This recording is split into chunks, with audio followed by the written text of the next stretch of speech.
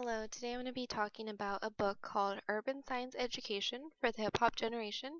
This is written by Christopher Emden, and I'm going to be going over this PowerPoint that just discusses the themes of the book.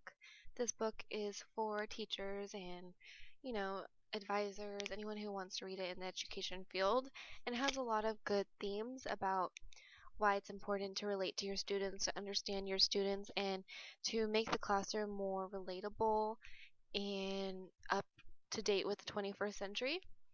So I'm going to start off with a quote from the author. He says, "To communicate in a classroom, a participant in hip hop has to understand the ways to appropriately communicate in this field and ensure that there is no indication of her hip hop identity in this communication." I thought this quote was just interesting because it talks about how someone, for example, someone from a hip hop generation is someone from today's youth. They are listening to that kind of music. Can relate to that music. In his book, he talks about a classroom and the window was open and a car drove by and it was blasting hip hop. And as the teacher was teaching, the teacher had noticed that the students started bobbing their heads. They became more alert, but as the sound went away, the students went back into that mode of kind of zoning out or getting distracted. So it just shows how teachers should be relating to students through whether it be hip hop or whatever it is going on in that day, and making content relevant and relating it to their lives makes it more important to students. So I'm going to be going over a few themes that I found from the book. So my themes are kind of like questions. So the first one, I chose two different themes. They're kind of interrelated though. I found both of these from the book. So the first one is, what are ways that we can more actively involve youth students and hip hop listeners in science education? And what can teachers do to make their students more involved and engaged in science education?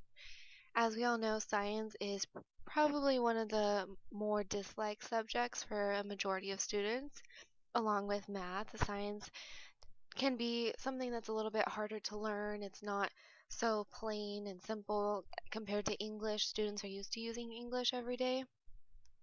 But with science, it's something they're not exactly familiar with. They might not understand that something in their everyday life is science. So that's why I think it's important to make that content relevant and relatable, because students will make connections when they understand how it relates to their life and how that can be used in real life.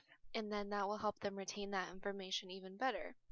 So, my first theme that I saw within the book is acknowledging students' differences and interests. I put, there's a need for more learning environments and rich instruction by identifying, drawing upon, and creatively using the culture students bring to school from their home and community. Also, students learn better when they're in control of their own learning outcomes. This is research that has been shown. I found this from an article and talked about problem-based learning. So it just shows that teachers need to really understand their students. In order for the teacher to know how the students are learning and their best learning strategy, then they need to be paying attention. They need to understand their students so you know what is going on in today's day. And that just enriches a student's learning experience. So that's one thing a teacher can work on, and I found this theme within the book. Also, project-based learning. Project-based learning involves collaboration to investigate questions. Project-based learning is very beneficial. Students find that they enjoy learning more when they're doing a project and they are collaborating with their peers or with teachers. It's just more hands-on. I think in science especially, it's really important to do project-based learning, for example, experiments and observing things, because students will actually get to see it. It's hard to teach a student about the process of photosynthesis or the process of a plant turning into a seed without a student actually seeing a demonstration. So project-based learning is very important, and it also engages the students as they become involved in relevant projects. So going back to making content relevant. Here we are again, relating to students. Hip hop and urban science education need to be closely connected in order to enhance the relevance of science and science curriculum. Also, hip hop can be used as a tool to spark a child's interest prior to a topic or a lesson plan. And teachers can just do this by getting to know their students, finding out what's popular in that age group for at the time, and this will dramatically have a positive influence on the student's education. Because when you relate two things together, when you are using science and you're teaching it, but you take something that the students know and they can relate to and you combine them together, they're going to make that connection and it'll help them learn better. Also, motivating students. This is a huge aspect of the science education because a lot of teachers, I think, don't enjoy teaching science as they do compared to other subjects.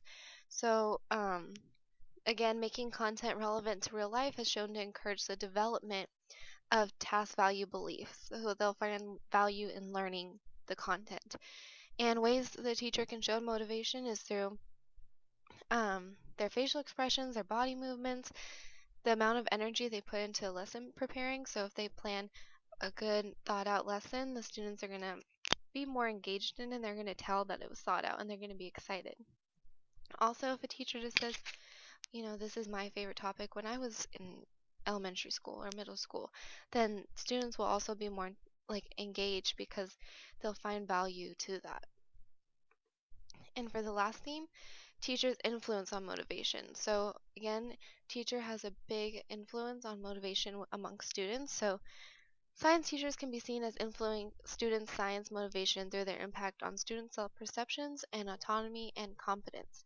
So if science teachers are giving their students confidence and rewarding them for answering correct answers, or if they're answering wrong answers, encouraging them and helping them get to the right answer, that's going to have a big influence on these children because science can be very hard at times for students, and if they're getting that positive feedback or the teachers acknowledging them participating, it's going to have a positive effect. And they just need to support their students. It's really important that teachers support their students at this time, especially with topics that are a little bit harder. It's going to have a very influential role in the student's education. So those were the 5 themes that I found within the Hip Hop and Science textbook or book.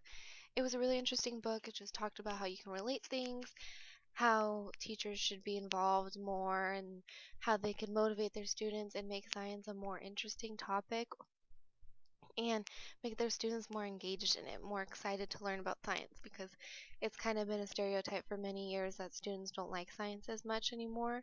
So I think this book covered a lot of different themes and ideas to get teachers back into encouraging and putting that enthusiasm into their students. For the last part of my video, I interviewed a 5th grade teacher named Chuck Carrillo. He is a teacher in the LA Unified School District and he teaches 5th grade. I asked him, how do you make content relevant to students? And he said, if any subject is not relevant to the students, even in the slightest way, your lesson or reception of content standard for mastery will be difficult to deliver in a tangible manner which is relevant to the student. So it's just saying basically that if it's not relevant, then it's going to be harder for them to understand.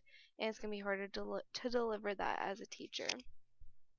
Also, when I interviewed him, another question that stood out to me in his answer was, what is the biggest struggle with teaching science to your students? And he said, having students understand the scientific method and the necessity of being able to support one's conclusion via repeated experimentation. Another thing he struggled with was lack of supplies. So I found this interesting because he struggled with teaching the scientific method and having that instilled in students' brains. So this was my PowerPoint presentation about the urban science for the hip hop generation. I hope you enjoyed it and learned about the different themes I saw within the book and asking teachers their perception of how it is teaching science and how to make that content relevant. So thank you for watching.